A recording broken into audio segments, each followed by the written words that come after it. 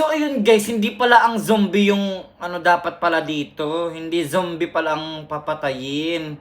So dito si Marco nagtatago. So kailangan mo hanap natin dito si Marco. Hindi natin siya papatayin kasi asawa ko siya.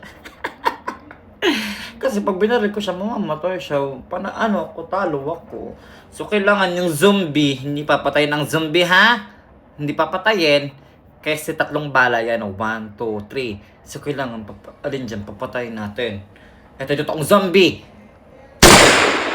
Oh! Isa pa. Diba? Isa na lang. Magiging panalo na ako. At puprotektahan ko na si Marco. Marco, sana hindi ko to promise. Nasaan pa si Marco? Si Marco, guys. No vlog. I am the winner. Namatay din kayo mga zombie kayo. Ah!